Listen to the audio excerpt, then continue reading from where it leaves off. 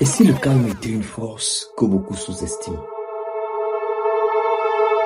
La plupart du temps,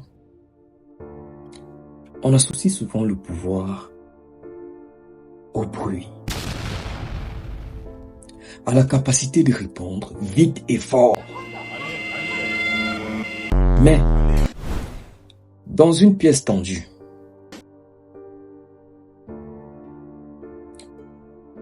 ce n'est jamais la personne la plus bruyante qui contrôle la situation.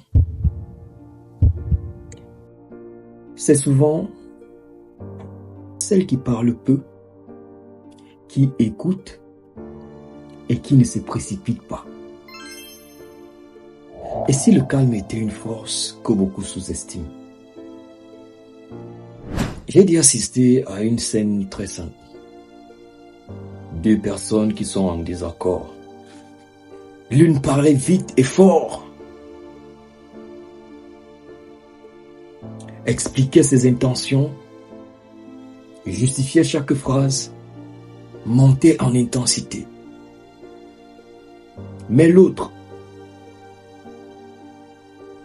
restait calme, répondait peu et posait des silences. Et sans qu'aucun mot ne le dise clairement, tout le monde savait qui avait l'avantage. En effet, le calme déstabilise votre capacité à rester tranquille dans chaque situation. Déstabilise l'adversaire. Parce que premièrement, il montre que tu n'es pas touché. Tout ce qui se passe est extérieur à toi et tu restes ferme dans ton intérieur. Il montre également que tu maîtrises la situation. Il faut savoir que quand tu t'énerves, tu montres à l'autre où te faire plus mal. Tu montres à l'autre où appuyer pour te faire mal. Tu deviens manipulable. Tu deviens prévisible. Tu deviens instable. Et quand tu restes calme, tu fermes toutes les issues. Tu fermes tous les accès. Celui qui contrôle ses réactions contrôle la vie, contrôle même le monde.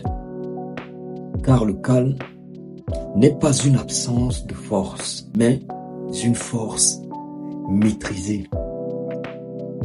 La prochaine fois que le temps monte, retiens ton souffle et ralentis.